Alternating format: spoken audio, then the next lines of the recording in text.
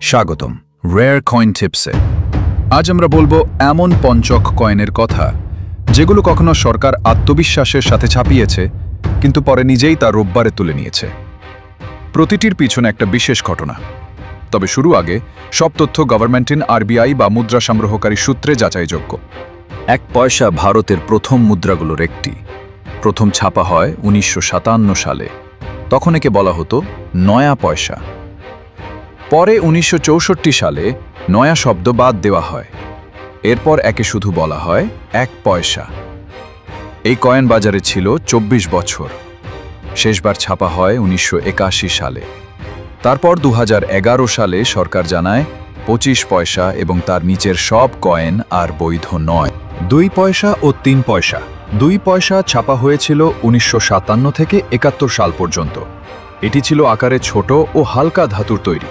3 পয়সা কয়েন শুরু হয়েছিল 1964 সালে। মানুষ এটি তেমন ব্যবহার করত না, দোকানদাররাও নিতে চাইত না, তাই সরকার এটি বন্ধ করে দেয়। পরে 2011 সালে সরকার জানায় 25 পয়সা ও তার নিচের সব কয়েন আর বৈধ নয়। 5 পয়সা ও 10 পয়সা। 5 পয়সা চালু হয়েছিল 1964 সালে, চলেছিল 1994 সাল পর্যন্ত। 10 পয়সা বিভিন্ন ধাতুতে ছাপা হয়েছিল, কিন্তু ধীরে ধীরে এর ব্যবহার কমে যায়। 2011 সালে যখন 25 পয়সার নিচের কয়েন বাতিল হয়, তখন 5 ও 10 পয়সাও অচল হয়ে পড়ে। আর 25 পয়সা এই কয়েন চালু হয়েছিল 1957 সালে। একসময় একে বলা হতো চাওয়ান্নি। ধাতু পরিবর্তন হয়েছিল কিউপ্রো নিকেল থেকে স্টিল। শেষবার ছাপা হয় 2002 সালে।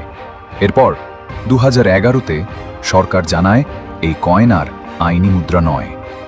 আজ এটি বাজারে চলে না, তবে সংগ্রাহকদের কাছে এর কদর আছে। র্যাক মোটা 5 টাকা কয়েন। পুরনো 5 টাকার কয়েন ছিল মোটা ও ভারী।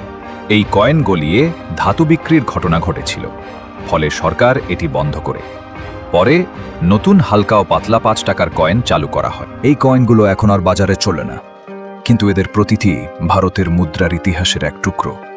তোমার কাছে কি এমন কয়েন আছে? কমেন্টে জানাও। আর রেয়ার কয়েন টিপসে সাবস্ক্রাইব করতে ভুলো না।